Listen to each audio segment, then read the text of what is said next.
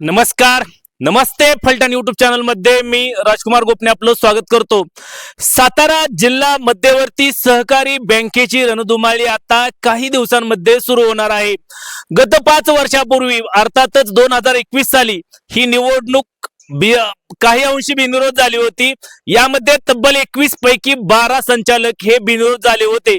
मात्र गेल्या 5 वर्षात जिल्ह्यामध्ये पुलाखालून अनेक पाणी गेल्यामुळे आता ही निवडणूक बिनविरोध होणार असल्याची शक्यता आता खूपच कमी दिसू लागलेली आहे। कारण सातारा जिल्ह्यामध्ये भारतीय जनता पक्षाची ताकद गेल्या 5 वर्षांमध्ये मोठ्या प्रमाणामध्ये वाढलेली असून आता दिग्गज नेते मंडळी या जिल्हा बँकेमध्ये प्रवेश करण्यासाठी इच्छुक आहे।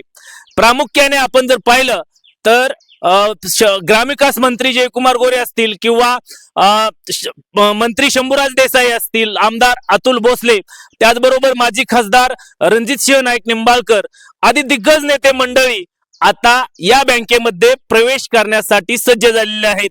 अर्थातच वरिष्ठ पातळीवरून म्हणजेच मुख्यमंत्री देवेंद्र फडणवीस असतील किंवा उपमुख्यमंत्री एकनाथ शिंदे, उपमुख्यमंत्री सुनेत्राताई पवार यांच्याकडून आता जिल्हा बँक कशा प्रकारे लढवायची याबाबत काय आदेश देत आहेत हे अतिशय महत्त्वाचं ठरणार आहे।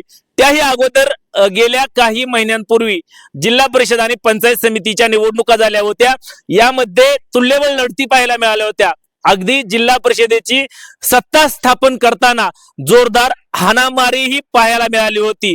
आता याच पार्श्वभूमीवरती ही पुन्हा एकदा सातारा जिल्हा मध्यवर्ती सहकारी बँकेची निवडणूक होत आहे आणि ही निवडणूक होत असताना आता पुन्हा एकदा कोणाकोणामध्ये सामना रंगणार हे पाहणं अतिशय महत्त्वाचं ठरणार आहे।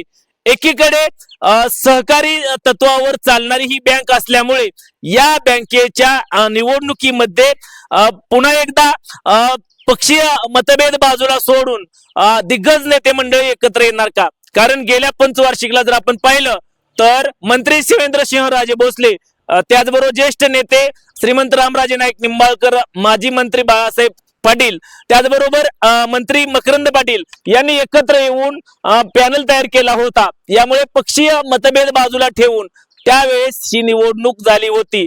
यावेळेस मात्र चित्र वेगळे दिसत आहे। जिल्ह्यामध्ये भारतीय जनता पक्षाची ताकद मोठ्या प्रमाणामध्ये वाढल्यामुळे आता पुन्हा एकदा भारतीय जनता पक्ष विरुद्ध शिवसेना राष्ट्रवादी एकत्र येणार की पुन्हा एकदा पक्षीय मतभेद बाजूला ठेवून काही दिग्गज नेते मंडळी एकत्र येऊन पॅनल करणार का याबाबतची उत्कंठा सिगेला लागलेली आहे। दिनांक 5 ऑगस्ट रोजी अंतिम ठराव पूर्ण करण्याची मुदत आता संपलेली आहे। त्यामुळे आता आगामी काही दिवसातच मतदार याद्याही तयार होतील आणि प्रत्यक्षात जिल्हा बँकेची निवडणूक जाहीर होईल।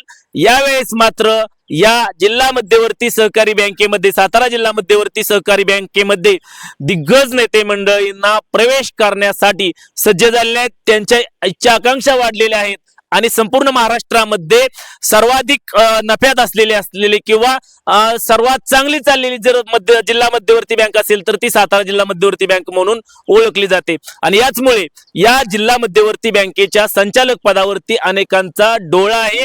यामुळे ही निवडणूक चुरशीची होणार असल्याचे स्पष्ट संकेत आतापासूनच मिळत आहे। तुम्हाला काय वाटतं? सातारा जिल्हा मध्यवर्ती बँकेची निवडणूक ही पक्षीय पातळीवर होईल की दिग्गज नेते मंडळी एकत्र येऊन पक्षविरहित पॅनल तयार होतील? याबाबत जरूर कमेंट्स बॉक्स मध्ये कमेंट्स करा। त्याचबरोबर जिल्हा मध्यवर्ती बँकेमध्ये नव्याने कोण संचालक निवडून जातील याबाबतही जरूर कमेंट्स बॉक्स मध्ये कमेंट्स करा।